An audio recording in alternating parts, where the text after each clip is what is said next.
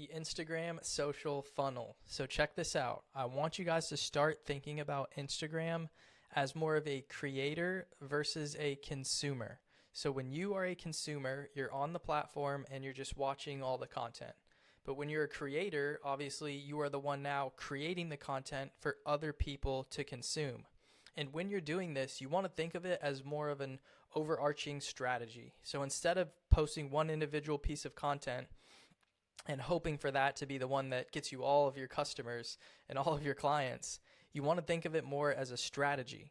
So what you'll notice is once you start to understand how this funnel actually works, you'll be able to identify it and see other people doing similar things and using it to market their business because of how effective this strategy is. So why Instagram? It's because for local businesses, you can target your ideal customer with precision. So you can go in there and run a local ad and get the attention of the ideal customer that you want to target, all with Instagram. And like I mentioned, it's not just about posting, it's about creating an entire system that's going to get you discovered by your ideal customers. It's going to build trust with them, and then it's going to allow you to convert them into paying clients. So to break down this funnel here, we have this diagram, and we're going to talk about all the specifics here. So as you already know, at the top of the funnel, this is the very top where no one knows who you are. They've never seen you before. You're running your ads to cold traffic to bring people into your funnel. And the way that we do this is with your profile visit ads. And again, the goal of these ads is just awareness. It's just to get your customers who do not know about you now to discover you. It's to get them to find you, get them to know that you exist, and then get them into the top of your funnel. And the way we do that is having the call to action at the end of your ad for them to follow you. So they're watching your ad, you pop up on their feed, they've never seen you before. They watch your ad because it's good, it's engaging, we helped you shoot it and create it, so it's a good ad. And then at the end of that ad, in order for them to learn more or take the next step, all they have to do is give you a follow and go check out the rest of your content. Once they have done that, they've entered the top of your funnel, and now they're moving on to the middle of the funnel here. And what happens here is that is where your customer becomes nurtured. So they are building trust with you, they're learning more about who you are, and they're getting to the point where they're ready to buy from you and they're getting warmed up. So once you've got them into the middle of the funnel, you're going to post organic content on your feed to constantly remind them of who you are, what you do, how you help them. And then they're going to transition to the bottom of the funnel. And this is where you're going to start DM conversations with them. You're going to include call to actions and things like your stories and your reels in order to get the ones who are most interested and most ready to take that next step. It's going to push them over the edge and help convert them. So let's dive into the specifics here when we're talking about the top of funnel with the profile visit ads for awareness. So like I mentioned, the goal of these ads are just to get your ideal customer to discover you. So keep that in mind. When you are creating an ad, you want to create that ad with the goal of getting your customers' attention. You want them to know who you are. You want them to be able to discover you. So the reason and the way that we do this is by creating ads that are more engaging, right? They're more fast-paced. There's a lot of edits. There's a lot of things going on because, again, the goal is to get their attention. So how do we get their attention? We need a good scroll-stopping piece of content or ad to actually get that attention. So like it says here, we're going to use a short, engaging video that hooks them and that stops them from scrolling. Now that we've got their attention and we stop them from scrolling, we want to bring up some of their pain points and some of their problems and the things that they struggle with. Because now that we have their attention, we have them listening, we can actually dig a little deeper and kind of build that anticipation and create these videos that talk about their problems and talk about their pain points, because those are things that they're actually going to listen to. And to add on to this with the top of funnel, we want to make sure that your profile, to include your bio and your stories and everything, is optimized to convert these new visitors. Because again, if you're spending money to run these ads to run traffic to your page, you want to make sure that your page is completely optimized for whoever your ideal client is. So when they land on your page, they know exactly who you are, what you do, and that you're the one that can help solve their problem. So some things to expect is, of course, increased profile visits from your potential clients. You're going to be gaining followers and likes and getting engagement and those things very, very consistently, just solely because more people are going to be finding your page and they're going to be seeing your video ads. And then lastly, you're going to become a familiar becoming familiar with your brand. So people are going to know who you are. They're going to know who you're all about. They're going to recognize you, and they're going to see you more consistently. So like I mentioned, once you hit that middle of the funnel, this is where we are nurturing this traffic. So all these people, these potential clients that have found your page from your ad, you're then going to start building trust and establishing authority with them. And the way this works, like we say here, look, when you post content that speaks directly to your audience's pain points, this is going to build trust with them because you already know what their pain points are, because you've identified who your ideal customer is beforehand. And now all of your content is speaking to those pain points. So your customers are really going to resonate with your message. Another way to do this is to share some behind the scenes content, again, to build the connection. So this is just going to show them that you are real, you're authentic, you actually provide the services that you say you do, and you have proof to show for that. So over here with the stories, you're going to post these daily, of course, to keep your audience engaged, because keep in mind, when people are on Instagram, they spend a lot of time on the stories. So those are an easy way for you to just throw up easy behind the scenes content. Just whip out some pictures or some videos of a job that you're on, or whatever that looks like. This can be easier content. It doesn't have to be too extreme or too far thought out ahead of time. You just need to have stuff up there constantly, because keep in mind the mindset of somebody who is looking at stories. They're probably swiping through a ton of them at once. So you can throw some up there, just put some thought behind them, but make sure that ultimately you're getting something out there for them to consume. Lastly, a mix of carousel posts and reels to educate or entertain, and then just using storytelling to position your service as the best option. So what I'm going to do is show you my Instagram right here. I have it pulled up on the side just as an example. So for middle of funnel content, like all of these things I said, stories. So if I click on my story up here, you're going to see a couple different story posts for everybody to be consuming. So behind the scenes, right? This is me shooting with a client. Over here is a question. So this is like engagement, because somebody asked a question on one of the polls I posted. So I answered their question right here in a story. Another easy way to just respond and engage with customers.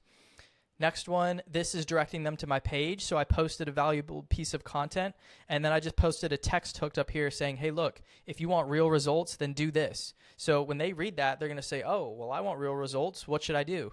And it just gives them a reason to go click on my profile, go watch this video, and see what it's all about. And then lastly, let's see what the last one is. Here is just another post providing some value. So showing behind the scenes, putting some text on the screen that's going to help educate them and help kind of change their beliefs around content and everything that they should be doing with it. So that's an example of the stories. I know over here I also mentioned things like educational tips, right? Social proof, reels and carousels, all those sorts of posts. So if we just scroll through my feed for a second, you're going to see pretty much all of those things up here. So carousel posts right here, you can see just different photos showing me working with the client. And this could be the exact same thing for you and your business. Post you with your clients working together, just a series of posts. It can be photos and videos, a mix of them, just something for them to see. Next, we have the educational content. So all of these reels here are just me educating on different topics, informing my customers about different things that they can learn, different things that they can practice. So this is just an example of how to kind of optimize your profile. So again, once your clients are landing on your page, they're just going to see all of this content and all of this information that is directly relevant to them. So moving on to the bottom of the funnel here, and this is where we're actually converting these viewers and converting these followers into paying clients. So the way we do that is we're using call to actions, and we're also DMing our new followers and our new clients on a daily basis. So we're using the Instagram stories and the reels, and in some of them, we're including a call to action. So something like, hey, DM me if you want to learn more, if you want to get started, something along those lines. But I would balance this out and not put them in every single post, because when you overdo it, people get accustomed to that. They're saying, oh my gosh, at the end of every single video, he's asking me to DM me, he's asking me to comment something. It's the whole reciprocity thing. So if you can be in the habit of giving and just providing value 80% of the time, then the 20% of time that you do ask or you do put the call to action out there, people are more likely to take action from it, because you are constantly giving them value all the time without asking for anything in return. And then the one time you do ask for something in return, make sure that you have a really, really good offer for them to really incentivize them to want to take action from it. So I put here interactive stories, Q&As, countdowns for engagement. So this is almost like that poll that you saw in my story where I had asked a question, or I asked people to ask me questions and then I answered their questions. So it's just a way for people to engage and for people to essentially message you and just show that they're interested. Because think about it, if you posted, let's say like a story poll on your story and you're asking people like a yes or no question, like, hey, are you interested in remodeling your home? Yes or no? If someone is not interested, sure, they might hit no, but if they're not interested at all, they're definitely just going to keep swiping and not respond to that at all. Whereas a person who's interested, maybe they haven't messaged you or they haven't engaged with many of your posts, but they end up hitting yes on that poll. That is them basically raising their hand and saying, hey, look, I'm interested in this. So you can follow up, you can DM them, you can message them and ask them, oh, hey, I noticed you answered yes to you want to renovate your home on my story.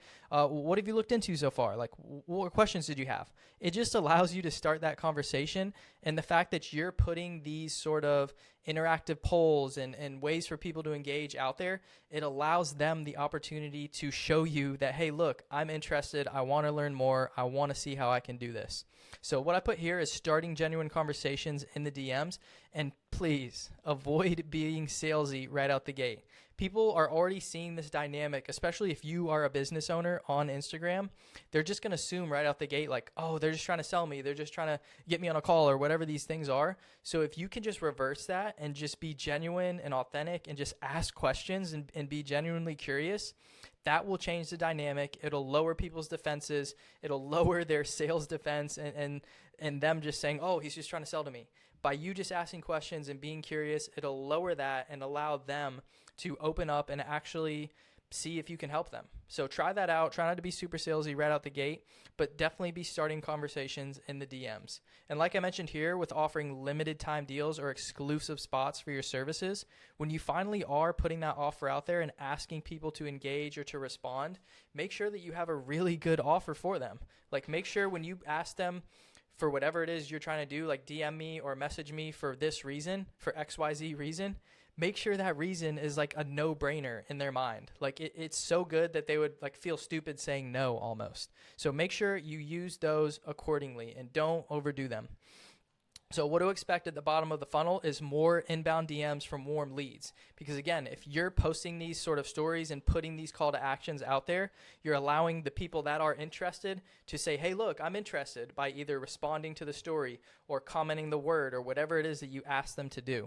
Also, you can expect followers who are primed to book with you because, again, they've gone through your entire funnel. They've seen your ads. They've seen all the rest of your content on your feed. They've seen your stories. They've been seeing you all the time. So they're familiar with you. You're building trust with them, and they feel like they are just ready to take action. They already know everything they need to know.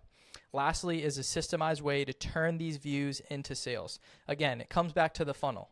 So whenever we're running those ads, we're taking brand new people who don't know who we are, they've never seen us, and we're getting them to follow us. Once they follow us, they're in the middle of the funnel, they're watching all the rest of our content that is created specifically for them, and they're getting to know us more. They're getting to like us, they're getting to trust us because they're seeing all of our content. And then finally, one day we post a story or we post a reel with a call to action at the end saying, hey, look, if you're interested in learning more about this, or if you need help doing this for your circumstance, just send me a DM and we can chat and see if I can help. That's what's going to get them to go over the edge and take the next step. So final steps here, think of Instagram as a funnel, not just a feed. So this way, you're going to be very intentional with all of your content. So like I mentioned before with running ads, your top of funnel ads, their only goal of those is to get awareness and get your customers' attention.